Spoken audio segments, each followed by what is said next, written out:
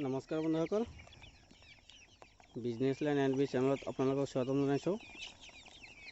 আপোনালোকে দেখা পাই আছে ইয়াত লোকেল কুকুৰা চৰাই। কুকুৰা চৰাইখিনি ইয়াৰ আগত আছিল এটা ৰুমত থকাৰ কাৰণে আপোনালোকে দেখা পাইছে কোনোবা এটাৰ নোম নাই।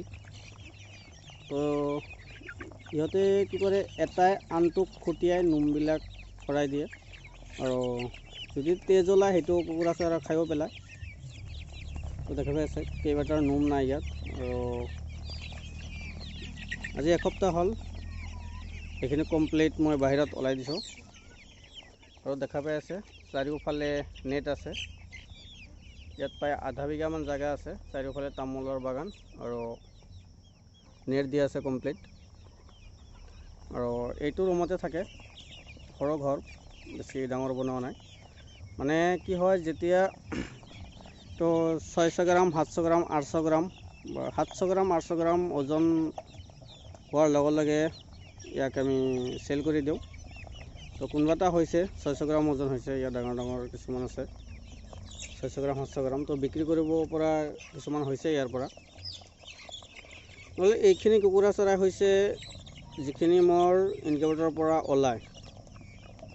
400 500 200 এনেকুৱা অৰ্ডাৰ থাকে। তো অৰ্ডাৰ হিচাপে আমি কণী বহাই দিওঁ ইনকিউবেটৰ মেচিনত। তো যেতিয়া অৰ্ডাৰখিনি দিয়াৰ পিছত যিখিনি কুকুৰা চৰাই বেছি হয় বা কিছুমান কুকুৰা চৰাই দুৰ্বল থাকে, বহুত মানে কণীৰ পৰা ওলোৱাতে বহুত দুৰ্বল হয় কিছুমান পোৱালি। তো সেই দুৰ্বল পোৱালিখিনি আমি ব্ৰুডিং কৰি ইয়াত পুহিছোঁ।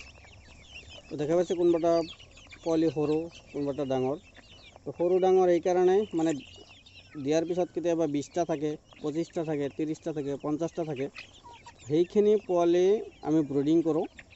ব্ৰুডিং কৰি ডাঙৰ কৰি ইয়াত বাহিৰত এৰি দিওঁ। আৰু যেতিয়া 700 গ্ৰাম 800 গ্ৰাম ওজন হয় তেতিয়া কমপ্লিট মুৰ্গীখিনি আমি চেল কৰি দিওঁ। তো কেইবাটা হৈছে চেল কৰিব পৰা। তো ইয়াত দেখা পাইছে ইয়াৰ ডাঙৰ ডাঙৰখিনি। তো 600 গ্ৰাম 700 গ্ৰাম হৈছে ইয়াৰ ওজন কিছুমান। অকল ইয়াত মই ডাইৰেক্ট বেছিকৈ পোহা নাই, মানে মোৰ ডাঙৰ ঘৰ নাই। এইটোৱে ঘৰ, এটা সৰু ঘৰ দেখা পাইছে। এইটো ঘৰত থাকে কমপ্লিট। তো 100টা হ'লেও থাকি যায় ইয়াত। তো 100টা কমপ্লিট সমান বয়সৰ নহয়, কিছুমান সৰু ডাঙৰ আছে। তো এইটো ঘৰত জেগা হৈ যায়। তো বেছি ডাঙৰ নকৰোঁ, 1 কেজিলৈকে ডাঙৰ নকৰোঁ ইয়াক। মানে 700 গ্ৰাম 800 গ্ৰাম হোৱাৰ লগে লগে চেল কৰি দিওঁ, যিখিনি চেল কৰিবলগীয়া হয়। দেখা পাইছে ইয়াত চেল কৰিবলগীয়া হৈছে কিছুমান 15-20টামান কুকুৰা চৰাই চেল কৰিবলগীয়া হৈ গৈছে। তো কেইদিন পিছে 15-20টা এনেকুৱা ডাঙৰ ডাঙৰ যিবিলাক হয় সেইবিলাক চেল কৰি আছোঁ। আৰু যিবিলাক সৰু থাকে আৰু কেইদিনমান পুহি যেতিয়া 600 গ্ৰাম 700 গ্ৰাম হ'ব তেতিয়া চেল কৰি দিওঁ। আৰু ইয়াত দিয়া আছে পানী আৰু ইয়াত দানা। তো দানা মাত্ৰ দিলোঁ, সেইকাৰণে ইমান ভিৰ হৈ আছে ইয়াত, দেখা পাই আছে। আৰু ডাঙৰকৈ ঘৰ এটা বনাম, তাতে বেছিকৈ পুহিম। তো বন্ধুসকল, যদি আপোনালোকে লোকেল কুকুৰাৰ পুহিব বিচাৰে, প্ৰথমতে বেছি ডাঙৰকৈ ফাৰ্ম কৰিব নালাগে। প্ৰথমতে সৰুকৈ ফাৰ্ম কৰক, 50টা পোহক বা 100টা পোহক। 400 500 1000 পোৱাৰ প্ৰথমতে ইমান দৰকাৰ নাই। প্ৰথমতে আপোনাৰ অভিজ্ঞতাটো হোৱা বেছি দৰকাৰ। মানে আপুনি 500 1000 পুহিব পাৰিব নে নাই, বা ইমান কণ্ট্ৰল হ'ব না নাই, বা ইয়াৰ ফিড খৰচ কিমান যাব, কিমান লাভ হ'ব। প্ৰথমতে বুলি ক'লে আপুনি 50টা পোহক বা 100টা পোহক। 50টা 100টা কুকুৰা চৰাই পুহিলে আপোনাৰ কিমান খৰচ হ'ব, মানে 3 মাহ 4 মাহ যিমান দিন পুহিব লাগে, আপোনাৰ কিমান ফিড খৰচ হয়, কিমান ঔষধ যায়, কমপ্লিট এটা হিচাপ আপোনাৰ তেতিয়া হৈ যাব।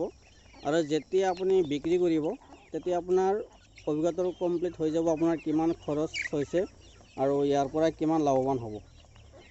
ইউটিউবত বহুত মানুহে ভিডিঅ' দিয়ে যে আপুনি 100 কুকুৰা চৰাই পুহিলে আপোনাৰ 20,000 টকা লাভ হ'ব, আপোনাৰ 15,000 টকা লাভ হ'ব। আপুনি নিজে এবাৰ পুহি চাওক। মানে কেতিয়াবা 20,000 টকা লাভ হয় বন্ধুসকল। যেতিয়া বৰ্তমান সময় লোকেল কুকুৰা 450 টকাৰ পৰা 500 টকা কেজি, 450 টকা 500 টকা কেজি হ'লে বন্ধুসকল 100 কুকুৰা চৰাই 20,000 টকা বিন্দাছ লাভ হ'ব। কিন্তু এনেকুৱা সময় আহি যায় কেতিয়াবা আমি 300 টকা কেজি বা 280 টকা কেজিও বিক্ৰী কৰিবলগীয়া হয় আমাৰ লোকেল কুকুৰা। তো সেই সময়ত লাভটো কম হয়। সেইকাৰণে আপোনালোকে প্ৰথমতে এতিয়া বৰ্তমান লোকেল কুকুৰা চৰাৰ চাহিদা বহুত মানুহে কৈ আছে মোক 500 পোৱালি লাগে, 1000 পোৱালি লাগে। মই প্ৰথমতে 500 1000 পুহিব নালাগে। কিছুমানে মাৰ্কেটত যাই চাইছে 500 টকা কেজি, আমিও কুকুৰাৰ ফাৰ্ম কৰিম। আৰু প্ৰথমতে ইমান ডাঙৰ ফাৰ্ম কৰিব নালাগে। প্ৰথমে ফাৰ্মটো আপুনি সৰুকৈ কৰক, যিমানে দাম নহওক কিয়। প্ৰথমতে সৰুকৈ কৰি আপুনি চাওক আপোনাৰ কিমান প্ৰফিট হৈছে। তাৰ পিছতে বন্ধুসকল আপোনালোকে ডাঙৰকৈ ফাৰ্ম কৰক। 500 পালন কৰে বা 1000 পালন কৰে, 2000 পালন কৰে, এইটো আপোনাৰ ওপৰত নিৰ্ভৰ, আপোনাৰ কেপাচিটিৰ ওপৰত নিৰ্ভৰ। প্ৰথমতে আপুনি 50টা পোহক বা 100 পোহক, কিমান লাভ হয় চাওক।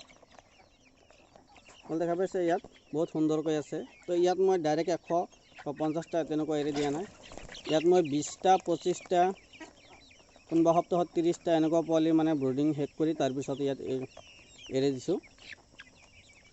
মানে ব্ৰুডিঙতে কিছুমানৰ নোম খাইছে সিহঁতে, মানে কেতিয়াবা দানা দিওঁতে লেট হৈ যায়। যোনটো দুৰ্বল থাকে সেই দুৰ্বলটোক খুটিয়াই আনকেইটা মাৰি পেলায়। তো ইয়াতো তেনেকুৱা অৱস্থা হৈছে, যিকেইটা ডাঙৰ হৈছে আধা কেজি চাইজ হৈ গৈছে, 600 গ্ৰাম চাইজ হৈ গৈছে, সেইকেইটা সৰু পোৱালিকেইটাক খুটিয়াই থাকে, খুটিয়াই মাৰি থাকে। নহ'লে আপোনালোকে কিমান ডাঙৰ ফাৰ্ম কৰিব সেইটো আপোনাৰ ওপৰত নিৰ্ভৰ। প্ৰথমতে সৰুকৈ পালন কৰক, যদি চাই লাভৱান আছে তেতিয়া আপুনি ডাঙৰকৈ ফাৰ্ম কৰক। মোৰ ভিডিঅ' চাই ইউটিউবত ভিডিঅ' চাই আপুনি হঠাৎ ইমান 1000 2000 500 কুকুৰা পালন কৰিব নালাগে। প্ৰথমতে 100 পালন কৰক, 50টা পালন কৰক, অভিজ্ঞতাটো হ'লে তাৰপিছত আপুনি বেছিকৈ ডাঙৰকৈ ফাৰ্ম কৰক। নহ'লে এইখিনি আছিল আজিৰ ভিডিঅ'। যদি ভিডিঅ'টো ভাল লাগিছে লাইক কমেণ্ট শ্বেয়াৰ কৰিব আৰু লগতে মোৰ চেনেলটো ছাবস্ক্ৰাইব কৰিবলৈ নাপাহৰিব। ধন্যবাদ।